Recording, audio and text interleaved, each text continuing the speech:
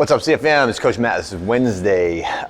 We are doing the second workout in our aerobic base building series. So again, this one, deceptively low heart rate for what CrossFitters are used to doing in the big scheme of their high intensity workouts, right? So the main point of this is that there is a lot to be gained from doing a repetitive, longer duration, lower intensity cardiovascular work that you cannot obtain when your heart rate is in the higher zones, the zone 3, zone 4, zone 5, all of which are beneficial and we get plenty of exposure to.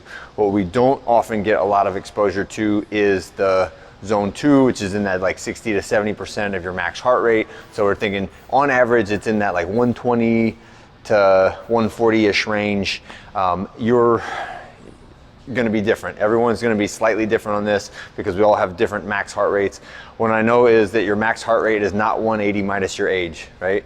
I've proven that more than enough times to know that. So we usually use that roundabout guess of 120 to 140 and conversational pace. So it's faster than a fast walk, but not as fast as any of the 3, 4, 5 round for time workouts that we normally would do, right? So we're intentionally limiting the intensity so that you can get that left ventricular hypertrophy benefit and the improvement in mitochondrial density that comes along with that lower intensity cardio. If you want to know what any of that stuff means, I love to talk about it. It's fantastic. All right, so at any rate, so today, real quick warm up, 2 minutes of warm up pace cardio, 6 minutes to complete this little circuit with a mini band.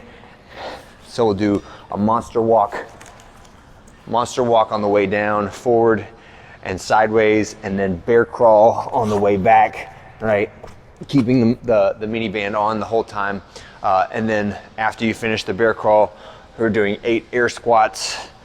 Hopefully our legs are loosening up from a Murph a couple days ago. Then take your band off and we'll get a handful of walking leg swings and then some easy toe touch to overhead reaches. I think we can finish that whole warm up in under 5 minutes and then go right into the workout. You really don't need much equipment for it at all. A plate, a light kettlebell or dumbbell, and an ab mat, and we'll have the cardio tools will be all over the place. We'll probably have the rowers in the middle, the bikes off in the hallway, and jump ropes can be on the side. But we're going in 4 10-minute blocks, and you can start on any of these that you want to and try to minimize the amount of time that you spend transitioning in between them. And I'll explain that in a second, but 2 of the blocks are just pure rowing and pure biking, right? And those can be very steady pace. You will find what pace is an aerobic pace for you on the rower and on the bike as you do it. And if you have a chest strap heart rate monitor, that is a fantastic tool to use on a workout like this.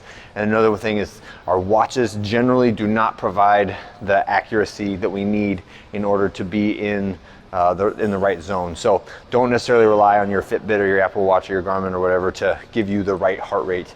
Use the chest strap if you really want to be accurate. And if not, then just watch the clock and do the fingers on your carotid artery here, and you will get a fantastic read on where your heart rate is. Okay. The third one is light rope skipping, right? So just a little bit of jump rope until your heart rate starts to go up a little too high, and then I'll set it down, and then we'll go get that band back. We'll do 1 rep of the band monster walk, and then jog outside, and we're getting light, slow sled push, right? So what that means is with the sled, 1 or 0 plates, and I want you at a walking pace on the sleds, right? So not jogging, not spiking the heart rate, just moving the sleds, pushing against a little bit of resistance. And you could just do 1 length. If you want to do 2 lengths, you can see there's a lot of flexibility in this workout. If 2 lengths spikes your heart rate, makes you feel like you have to stop and put your hands on your knees, that's too much, right? But if 1 length with no weight on it is too light, you don't feel like you did anything, feel free to add a plate. But that's a very flexible component of it, and then just jog in between those stations. So make sure on the station where you're pushing the sled that you're not standing there letting your heart rate drop for too long. Try to keep your heart rate elevated by jogging between the stations and mixing that one up a little bit. And then the final one, the 4th block, is a core circuit. So in the core circuit, we're gonna do, I'll get a light dumbbell or kettlebell. And this is another one where I just want you to keep moving, but I don't want it to be too hard. So you have a light object, and we're gonna do 6 reps of a windmill on each side, and then take that windmill on the last one and go right into our, sorry, yeah, is it this one? Yeah, it's this one. Turkish Get Up, right? Go down and up on each side. And then after the Turkish Get Up, you have your plate and your ab mat sit up. We're gonna do an overhead position with the plate, and we're doing a lateral lunge, and then step back to the middle, lateral lunge, step back to the middle, and then after you finish your lateral lunges, we're gonna do ab mat sit-ups with the plate. So keep that plate vertical, sit up, and try to sit through your arms as you do those sit-ups.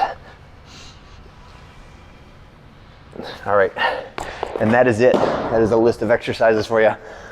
40 minutes exactly, but there's gonna be transition times in between. Don't sweat that too much. Really think of the focus for this workout, which is just maintaining that nice, steady, moderate heart rate the entire time and avoiding the spike and then the drop afterwards, okay? That's it for today. I'll see you guys for our workout on Thursday.